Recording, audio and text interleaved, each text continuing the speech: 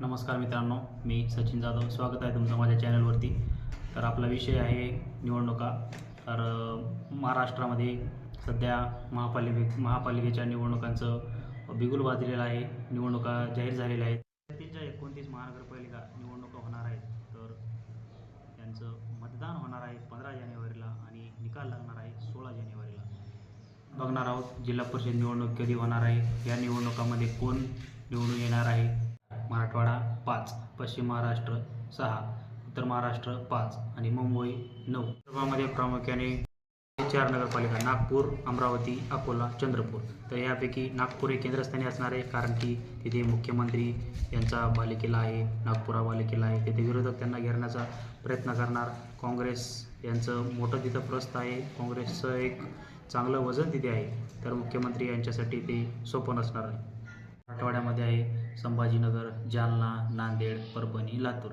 यापैकी संभाजीनगर ही महत्त्वाची असणार आहे, कारण की तिथे छत्रपती संभाजीनगर हे नामांतर झाल्यानंतरची ही पहिली निवडणूक आहे. ते ठाकरे यांचं वर्चस्व आहे, तर ती नगरपालिका त्यांच्याच ताब्यात आहे.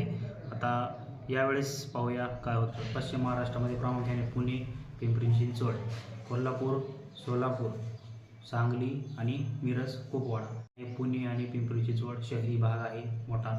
तर याच्यामध्ये पुणे येथे आणि पिंपरी चिंचवड येथे अजितदादा यांचे राष्ट्रवादी आणि शरद पवार यांचे राष्ट्रवादी हे दोन्ही एकच होतात का, हे पाहण्यासारखं असणार आहे पुणे नगरपालिकेमध्ये.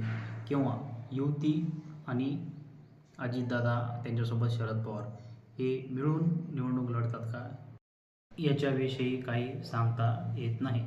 त्यानंतर आहे इचलकरंजी, सांगली आणि मिरज. या ठिकाणामध्ये ह्या ज्या नगरपालिका आहेत येथे आहे जयंत पाटील यांचं वर्चस्व आहे. तर ते परत त्यांना राखण्यात यश येतं का, हे पाहूया. महाराष्ट्र तर त्यामध्ये नाशिक, धुळे, जळगाव, नंदुरबार, अहिल्यानगर. अहिल्यानगर हे नामांतर झाल्यानंतरची पहिली निवडणूक आहे. मुंबईमध्ये येतात मुंबई, नवी मुंबई, ठाणे, उल्हासनगर, कल्याण डोंबिवली, वसई विरार, पनवेल, भिवंडी, मीरा भाईंदर. तर मुंबई येथे दोन्ही ठाकरे बंधू एकत्र आले आहेत. त्यानंतर भाजपाचं पण वर्चस्व आहे तिथे, काँग्रेसचं पण आहे. तर मुंबई महानगरपालिकेवरती कोणाचा झेंडा फडकतो हे पाहण्याजोगे आहे. तर ठाणे ह्या पालिकेला आहे एकनाथ शिंदे जे की उपमुख्यमंत्री आहेत. तर त्यांना इथली महानगरपालिका परत मिळवता येते का, हे पाहूया पुढे.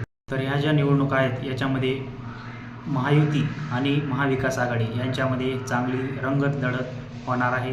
तर आपण पाहूया की कोण किती नगरपालिका जिंकतं आणि कसं मतदान लोकांकडून मिळवतं. तर आपल्या चॅनलला सबस्क्राईब करा. एवढंच थांबूया. धन्यवाद.